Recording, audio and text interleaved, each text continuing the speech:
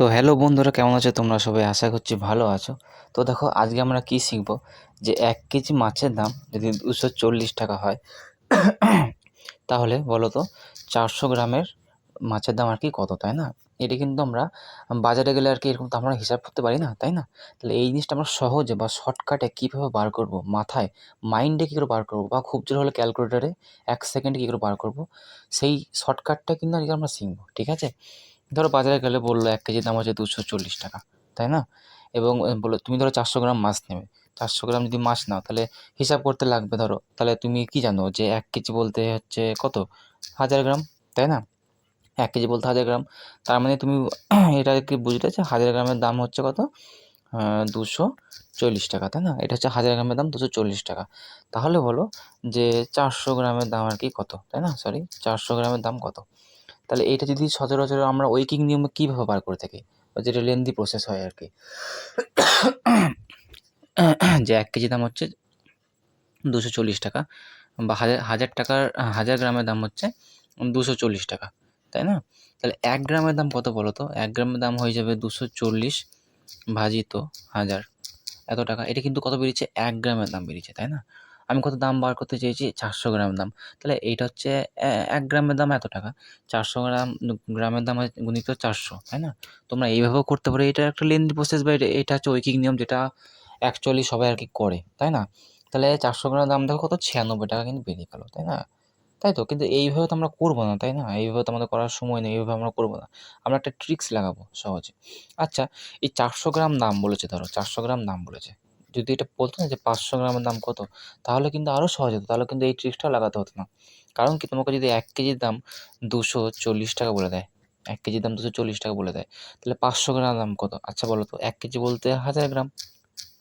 1000 গ্রামের দাম হচ্ছে 240 টাকা, তাই না? তাহলে 500 গ্রামের দাম কত হবে? 1000 এর অর্ধেক হচ্ছে 500, তাহলে 240-এরও কিন্তু আমাকে অর্ধেক বার করতে হবে। তাহলে অর্ধেক বার করার জন্য 2 দিয়ে ভাগ করতে হবে। তাহলে 120 টাকা কিন্তু 500 গ্রামের দাম। তাহলে আমরা 400 গ্রামের দামটা কী করে বার করবো শর্টকাটে? 400 গ্রাম তো ডাইরেক্ট এরকম বার করা যায় না। তার জন্য তোমাদের একটা নিয়ম শিখে রাখতে হবে। সেই শর্টকাটটা কি? দেখো, ফার্স্টে কী লিখতে হবে? 1 কেজির দাম কত আছে? 1 কেজির দাম হচ্ছে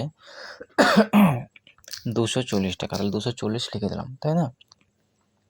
এরপর গুণিতে দেবো। কয়েক সেকেন্ডে, বেশিক্ষণ লাগবে না। দেখো, একটু গুণিতে দেবো। তোমাকে কত দাম জানতে চেয়েছে বলো তো? দাম জানতে চেয়েছে হচ্ছে 400 গ্রাম, তাই না? তাহলে 400 গ্রাম যদি দাম জানতে চায়, তাহলে কী লিখবো বলো তো? দশমিক দেবো একটা, ফার্স্টে একটা দশমিক দেবো। তারপরে 400 লিখে দেবো। দেখো, 400 লিখে দিলাম, দেখো 96 টাকা বেরিয়ে গেল।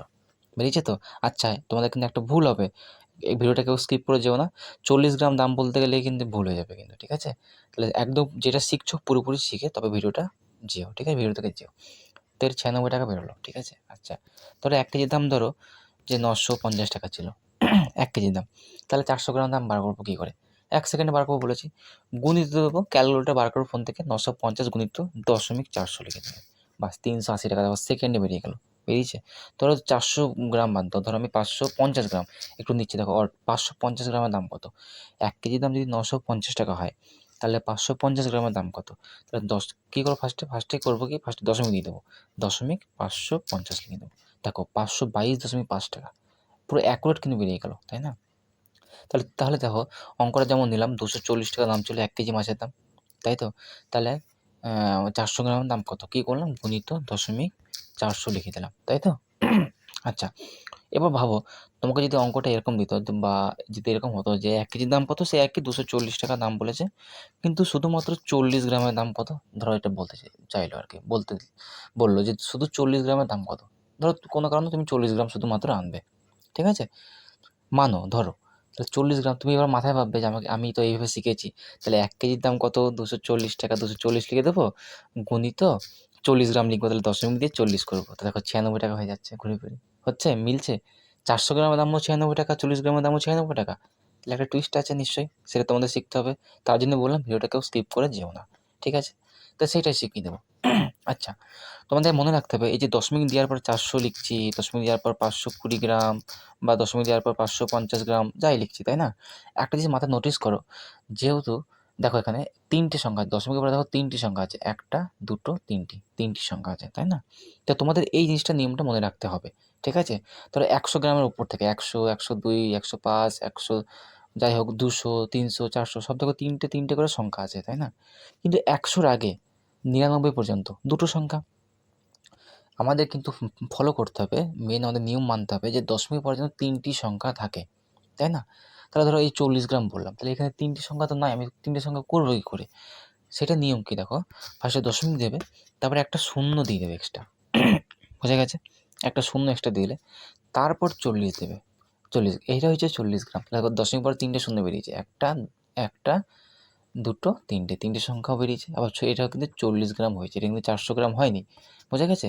আর তুমি যেটা 0.40 দিচ্ছিলে না, এটা 0.40 দেওয়া মানেও কিন্তু 400 গ্রাম।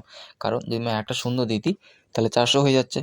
আর দশমিক পরে এই শূন্যর কোনো দাম থাকে না। আমি যদি শুধু 4ও লিখি না, তাহলে শুধু 4 লেখা মানে 400 গ্রাম। এটা কিন্তু মনে রাখতে হবে। বোঝা গেছে কী বললাম জিনিসটা? আচ্ছা, তাহলে 40 গ্রাম দাম কত হবে দেখো, 1 কেজির দাম কত বলেছিলাম? 240 টাকা। তাহলে 240 লিখে দিলাম, গুণিত দশমিক 40 গ্রামের দাম বার করবো, তাই 40-এ তো 3টি সংখ্যা নেই, 2টি আছে, তাই একটা শূন্য বসাবো, তারপর 40 লিখে দেবো। তো দেখো 9.6 টাকা। তাহলে 40 গ্রামের দাম কিন্তু 9.6 টাকা। তাহলে 40 গ্রাম বাদ দিয়ে ধরো 75 গ্রামের দাম বার করবো, তাহলে সেই একই 240 টাকা লিখবে 1 কেজির দাম, গুণিত 75 গ্রামের দাম, তাই 75 লিখলে কিন্তু হবে না, শূন্য দিতে হবে একটা, তারপরে 7/75। তো দেখো 75 গ্রামের দাম কিন্তু 18 টাকা। পুরো অ্যাকুরেট কিন্তু বেরিয়ে গেল, তোমাদের কিন্তু আর এক্সট্রা করে সলভ করতে আর হবে না। ঠিক আছে? তাহলে বেরিয়েছে 1 সেকেন্ড। এটা সত্যি করে কিন্তু 1 থেকে 2 সেকেন্ড লাগবে, তাই না? যতক্ষণ টাইপ করতে আর কি সময় লাগে। ঠিক আছে? বোঝা গেছে? আশা করছি তোমরা বুঝতে পেরেছো। কেমন লাগলো কিন্তু অবশ্যই জানিও। যদি ভালো লাগে অবশ্যই কিন্তু লাইক, শেয়ার, সাবস্ক্রাইব করে দিও। ঠিক আছে? তো চলো, থ্যাংক ইউ।